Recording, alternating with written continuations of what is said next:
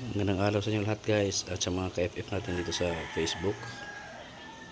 Dito naman tayo sa video natin ngayon na maguguhit tayo ng portrait ni Robert Downey Jr.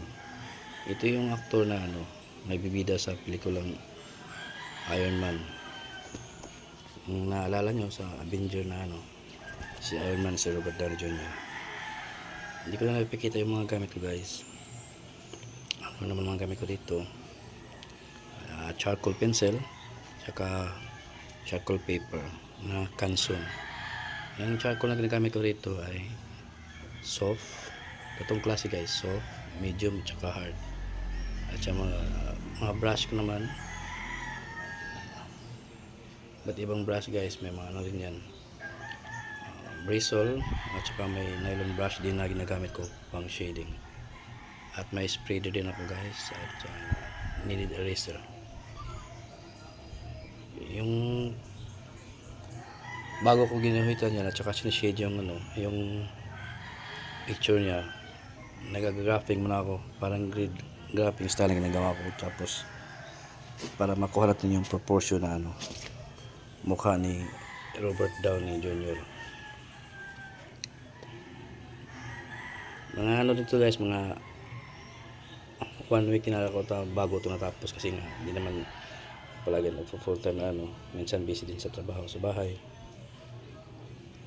Ayan. And tapos ko na ngayon para makita nyo kung anong kilalabasan din, kung maganda ba o hindi. Ay mga kinaguhitin ako guys dati, nagko-commission na rin ako sa time ngayon. Meron naman din namang nagpo-commission pero bira na rin dahil nga sa dami ng mga artist na rin na dito sa bansa. Yung mga customer natin kung saan sila nagpapaguhit, kung kakilala nila, doon din sila. Parang ako yun, kung sino mga kilala ko, may nagpapaguhit din sa akin or nagpapakommission. Ito rin yung mga ginagawa ko guys dati nung medyo bata-bata pa ako, nung full time pa ako nagko-commission dati. Nailipat na ako ng trabaho sa hotel, kaya medyo minsan lang kasi pagod na rin sa baho sa hotel, hanggang nakapag-abot ako doon sa Middle East.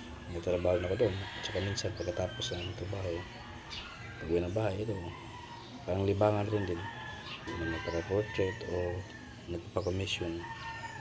Nakakilala din na ang regalo nila sa kanilang mga mahal sa buhay, mga kaibigan nila, halimbawa birthday o wedding gift. Na ito lang guys. Ayan guys, nagpa-finalize na tayo. Strand na tayo ng buhok niya gamit yung hard na charcoal pencil. Tsaka meron akong din guys, white charcoal pencil din na pang highlight. Ayan guys, magpapil na tayo guys, pang finale natin bali. Siyempre hindi naman matatawag kung hindi ba walang pirma ninyo. Yun lang guys. Hanggang sa sunod na video guys. Thank you for watching guys. See you. Bye bye.